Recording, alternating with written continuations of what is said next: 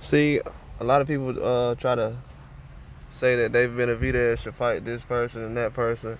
It seems like every time they try to play somebody for Benavidez to fight, it's always a Hall of Famer or someone who we don't look at as far as a threat to anyone else, but he's a threat to top contenders or maybe Benavidez, but not to the champions.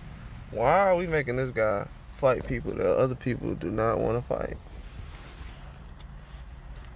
He already said that Munguia don't want to fight. Then the whole David Morrell thing. I'm not really going to get into the David Morrell thing because I don't know how much of that is true. Because Benavidez and his brother have never been someone to back out of a fight or to be scared to fight someone. So for him to call him out and say he was scared, no, it was out of character anyways, but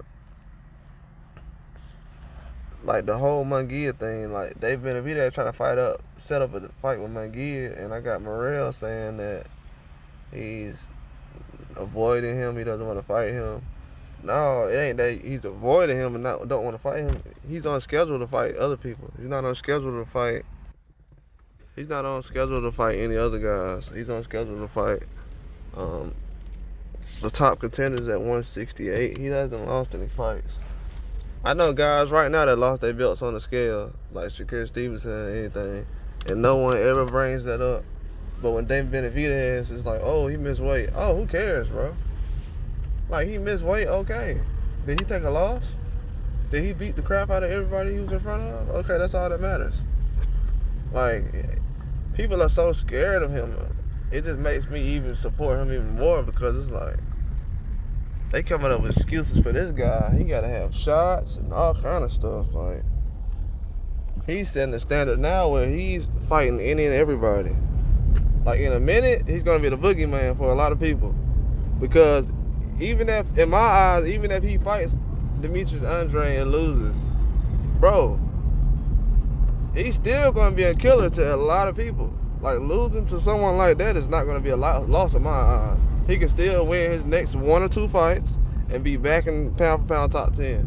So this ain't nothing but a glorified exhibition, win or lose for both of them. It's just a showcase to show what kind of skills both of them have, and it's gonna prove a lot. But these guys sitting up here running like David Benavidez should be proud though, because Munguia is not even held to the standard like he is, and look how old Munguia is. You got guys that's younger than Munguia. Nobody's thinking about what he has going on. Ryan Garcia just had a pay-per-view, but he just made a career high. None of these guys might not even see that kind of money. Most of them never seen that kind of money, but most of them, they might not never see that kind of money if you add all their fights together. And that's why you can respect somebody like Ryan Garcia. He's smart. He's a businessman, but he's smart though. He knew when to cash in, like, oh, okay, I can go in now and I can still have a career long after this. Same thing Oscar De La Hoya did. But a lot of these guys, they're scared to lose or look bad and trying to protect themselves and do this and this and this. And I don't know, man. I kind of like, I'm saying the whole thing about, I probably have to take back what I said, because the more I think about it, I'm saying that Oscar De La Hoya is protecting Munguia.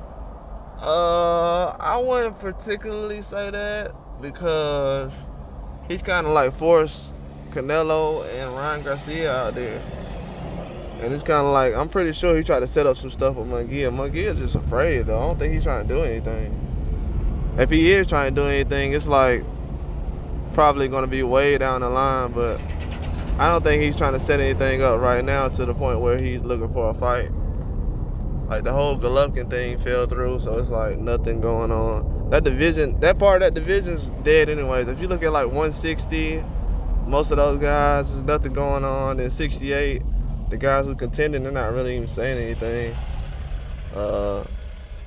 It's like David Benavidez is kind of leading the way for a lot of guys right now. If it wasn't for him in that division, Canelo wouldn't even have had an opportunity to even come to Undisputed, because David Benavidez knocked all of those guys out of the way so much. The Rails and all those other guys, that by the time Canelo even got to 168, that's why guys now like Charlo and stuff, they're starting to move up now to 68, because if it was still David Benavidez's belt, 9 times out of 10 those guys wouldn't take it, because the risk and the reward is not a lot. They're taking that risk and reward over, oh, it's a Canelo fight. Oh, I want a payday. I want this. I want that. So yeah, cool.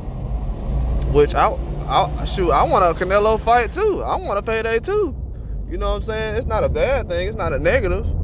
But let's not act like they're just chasing down David Benavidez. He always been hunting these guys down. Always. A lot.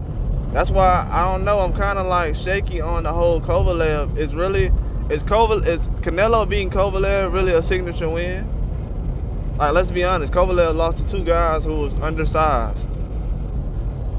I don't think that Kovalev was that much of a threat by the time that those guys even got especially after Under the War. I'm not gonna say before Under the War, but after. But those wins are like, those not really signature wins in my eyes, man. You gotta have something way bigger than that. Way bigger. Because it's like, after you beat a guy at a certain point, if he fell off the map after that, in my eyes, like how Kovalev did, he beat Anthony Yard, which was a hard fight still. But when you get beat by two undersized guys like that,